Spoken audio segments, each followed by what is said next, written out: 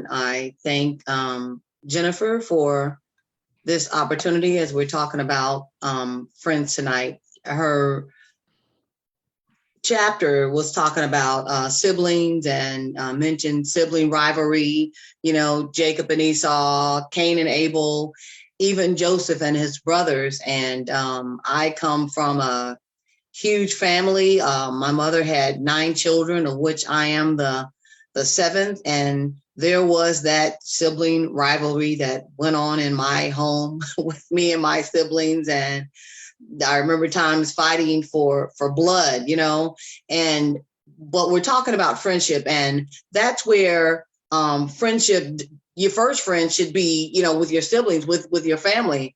Sometimes that's not always the case, but the beautiful thing about God is he gives us other people to and they become like our family, they become like our friends. And it becomes a blessing.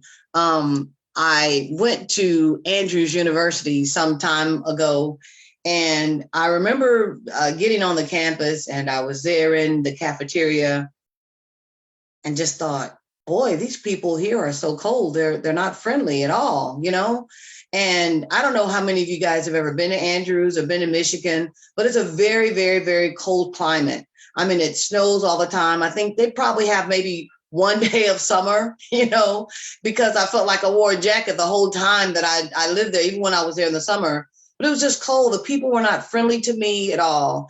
And I remember going into the cafeteria with these thoughts in my head. I was like, Lord, these people are cold, just like the weather. Nobody's friendly. Nobody's speaking to me. Nobody's even introducing themselves to me at all. And that was when the Holy Spirit spoke to me and told me Proverbs 18:24. Justin, would you read that for us, please? Yeah, can you guys hear me? Yes. Okay, 18:24 says, a man who wants to have friends must be friendly, but there's one friend who sticks closer than a brother. So I wanted people to be friendly to me, but I wasn't necessarily being friendly to them. So if I wanted friends, then I had to show myself friendly. I couldn't be cold. I couldn't act like everybody else. So what I began to do is whenever I would go into the cafeteria, instead of waiting for someone to come and sit and introduce themselves to me or to welcome me, I began to look for other people who were sitting alone. And I would go over to them and I would say, hi, my name is Denise. Do you mind if I join you? And they would say, of course, you can join me. And that's how I began to meet people at Andrews. I had to first show myself friendly, and then I had a lot of friends by the time, that I left there. Now, I want somebody else to read Proverbs 17:17 for us, please. Who had that one? A friend loveth at all times, and a brother is born for adversity. A friend loveth at all times. I attended Oakwood now 40 years ago, since I first set foot on that campus. And I have a friend, and we have been friends for over 40 years now. We've been friends, and it's hard for me to even imagine that I still have a friend that I'm close with for that long time. I guess I'm getting old, but there is a friend. She is that friend that has stuck closer than a brother. She's like a sister to me, I feel like I can talk to her when I can't talk to my own family. I mentioned I come from a big family. My mother had 9 children, 5 girls and 4 boys, of which 2 of my brothers are now deceased. But I never had that close sister bond, like your sister's like your best friend and you tell each other all your secrets and everything. I never had that. So with my friend that I met at Oakwood, I shared a lot of things. And even now in my adult life, we've had our ups and our downs, but yet the friendship has not waned. You can become so close to a person that you really don't want them to leave you. You know what I'm saying? You want to just stay in their presence at all times, kind of like the relationship that Ruth and Naomi had. And if somebody would read for me, Ruth chapter 1, verse 16. And Ruth said, entreat me not to leave thee, or to return from following after thee. For whither thou goest, I will go, and where thou lodgest, I will lodge. Thy people shall be my people, and thy God my God. You see, Ruth wanted to be wherever Naomi was. A couple of years ago. I'm sorry. Anyway, a couple of years ago now, maybe a year and a half or so, Jennifer did her first online anxiety and depression class. And I, as well as Cree and Marilyn and a few others of us that are on here now, we were a part of that very first depression and anxiety class that Jennifer did online. When the class started, we didn't really know each other. We were all strangers from different parts of the world, and just coming together with our brokenness, trying to heal from our anxiety and our depression. But Jennifer encouraged us when she would send out the emails. She included everybody's email so you can see everybody else's email address. She made it public, nothing was hidden. And she encouraged us to reach out to one another, to encourage each other. And when somebody was having a hard time, she sent out an SOS. Hey, I need you guys to lift up so-and-so in prayer. They're having a rough time. And we did. And we reached out to one another. And thus a friendship was formed, so much so until we really don't want to leave each other. So I'm going to call out the people from the group now that are here, if they don't mind. Cree was a part of that group. Marilyn was a part of that group. Jessica was a part of that group. Erin took a later course, but she's a part of us now. Donna Wren King, Cheryl, Cree, help me with who I'm missing, but Rena was there. Kelly Scott was there. And there are a few others, but since that time, we formed a group and we continue to meet every week. We formed a strong friendship until we hate to leave one another. We hate not to be there. And I just thank the Lord for the friendship. Even today, Marilyn sent out a beautiful email with characteristics of each one of us and the strength that she saw in all of us. Only a friend would do that, and how she valued the friendship of each of us. And I just think that is so beautiful. I think what we have formed here with the Abide Network is really a beautiful friendship. Each one of us coming, we really don't know each other from Adam, but as we come and we share our brokenness, we share our stories, a bond is formed, and we become those friends that stick closer than a brother. We become those friends that really hate to leave one another. We become those friends that look forward to Friday night, Abide Network, food for the heart. We can come together and share. Now, I really don't have a lot to share, but I do thank the Lord for the friends that he's given me. I've met a lot of people, I've gone different places, and some family members would get upset because does Auntie Denise have to stop and talk to everybody? Does she know everybody? And so there's like this little saying that I know everybody. And I was with some other friends at another event, and everybody that we passed, I knew them. Oh, hi, such a hi.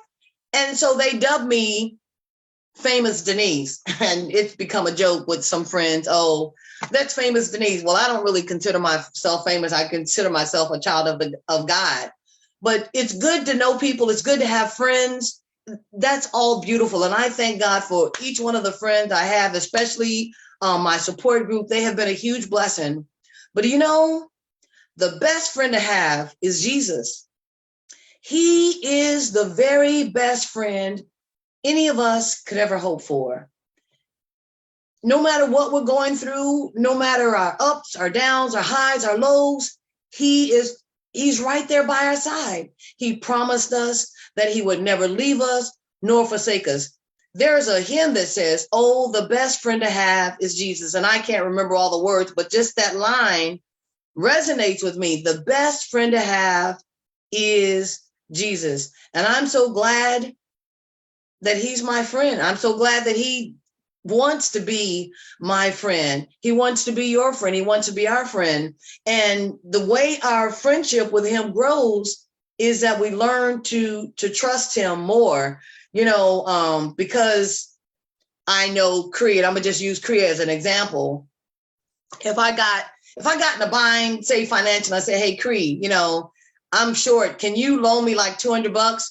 Creed, because she's my friend, and if she had it, she'd say, oh yeah, sure, Denise. And I tell her I would pay her back. She would believe me, right? Because we're friends. She has that faith and trust in me. If I give her my word that I'm going to pay her back, then in good faith, she would loan me the money, knowing that because I said I'm going to do what I'm going to do, that I would pay her back. No questions asked.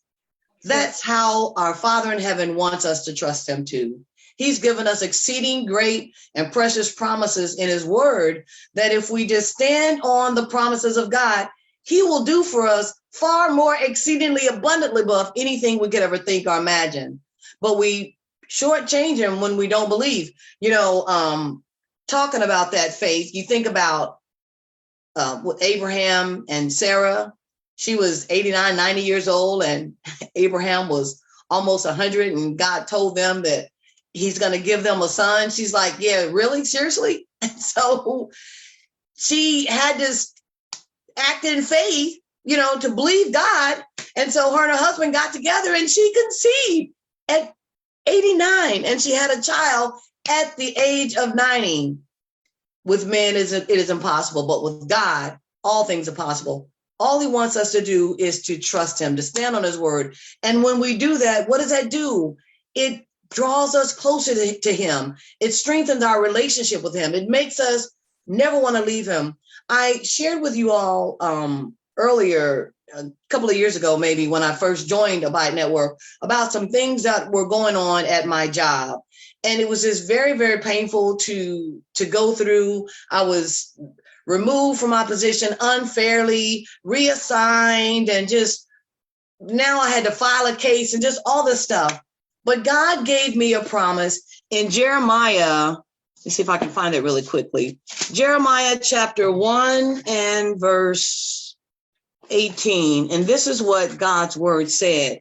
And God spoke to me, and I'm telling you, I'm sorry, I'm out of camera. My Bible is up there. He speaks to us, because he loves us. Jeremiah 1:19. And this is what the Bible said. It was like Jesus was speaking directly to me. And they shall fight against thee, but they shall not prevail against thee. For I am with thee, saith the Lord, to deliver thee. Do you know who said that? My friend.